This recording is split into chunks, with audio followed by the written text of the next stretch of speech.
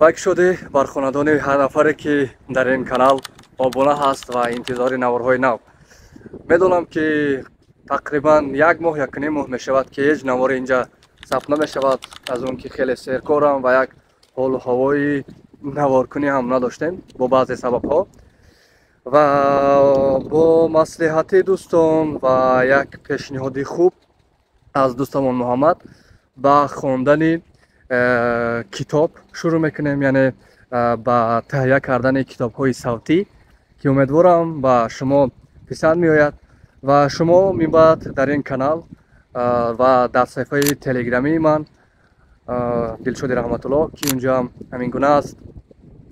اولین کتاب خود شروع میکنیم خواندنش که نام دارد مالخانه یا سرای چهارپایان در مؤلفی جورج اورویل و هر هفته روزهای چهارشنبه و شنبه تقریبا تا 15 دقیقه 16 دقیقه از این اثر پیشنهاد شما می شود که امیدوارم گوش میکنید و وقتی که کتاب به اتمام رسید بعدا با پورگی در صفحه تلگرامی کتاب های صوتی در تلگرام اونجا نشر میکنیم که امیدوارم شما گوش میکنید و من انتظار پیام ها کامنت های خوب شما در صفحه های یوتیوبی و تلگرامی من و اونجا خواهم بود. خدا نگهبان تا دیدار در وطن. کتاب خواندن یا گوش کردن فراموش نکنید. جورج اورویل، سرای چهارپایان، مالخانه. از انگلیسی ترجمه عثمان علی لطیفی. سرسخن. خواننده گرامی، اثر سرای چهارپایان به قلم نویسنده مشهور انگلیس جورج اورویل تعلق داشته باری اول ماه اوگوست سال 1945 به تب رسیده است و آن یکی از سرخواننده ترین اثر نویسنده به شمار رفته در طول 77 سال با تعداد میلیون ها نسخه به نشر رسیده و دسترس عامه وسیع خوانندگان گردیده است.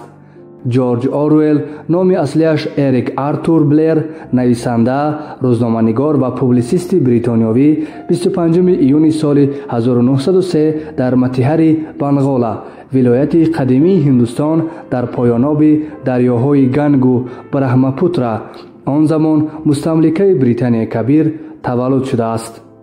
پدرش کارمند شورای گمرک هندوستان بود.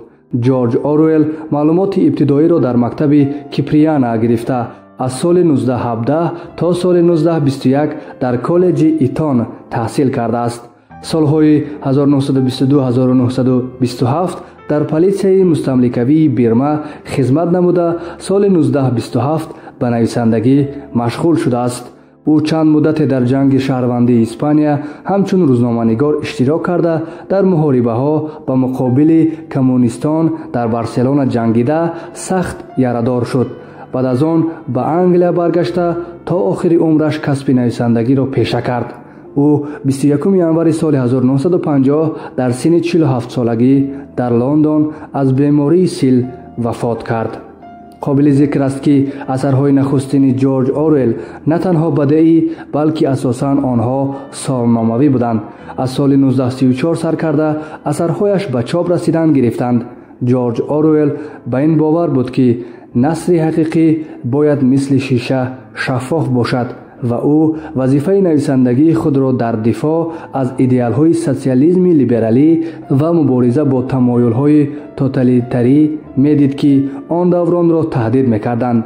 اصطلاح جنگ سرد بار اول از جانب جورج اورویل 19 اکتبر سال 1945 در هفته‌نامه بریتانیایی تریبیون استفاده شده است.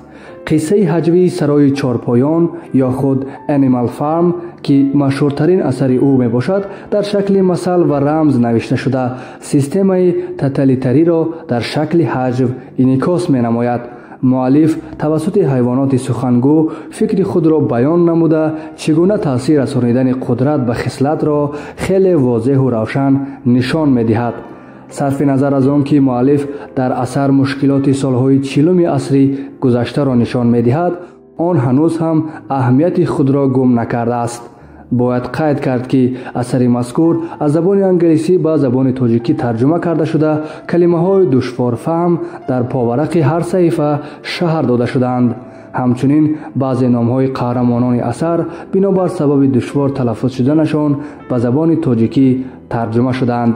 тарҷумаи таҳтулафзии номи асар фермаи ҳайвонот ва ё хоҷагии ҳайвонот мебошад, вале дар тарҷумаи тоҷикӣ мо ин номро сарои чорпоён гуфтем. ҳамзамон ба хуки сафеди кулула ки дар роҳбарии сарои чорпоён нафари дуюм маҳсуб меёбад, рақиби асосии хуки якум буд. номи барфаки кулула сноубол дода шудааст. баъд аз ронда шудани барфаки кулула аз сарои чорпоён ба ҷои ӯ хуки дигари косалес омад ки овози ҷарангосию гӯшхарош дошт. аз ин рӯ тибқи номи англисиаш ба он исми вингосӣ додем. дар охир мехостам ба муҳаррири китоб, ба шоири халқии тоҷикистон ва муҳаққиқ муҳтарам ҳотам барои таҳрири китоб ва ба азиз нақибзод барои маслиҳатҳои судмандаш дар мураттаб намудани он миннатдории худро изҳор намоям. умедворам ки мутолиаи ин китоб бо забони тоҷикӣ писанди хотири шумо хонандагони азиз гардида, зимни пайдо шудани савол ва ё дигар андешаҳо вобаста ба ин асар ба эмайли usmonalilatify@gmail.com ва ё ба саҳифаи фейсбукии азиз нақибзод муроҷиат фармоед. бо камоли эҳтиром, Усмонали Латифӣ.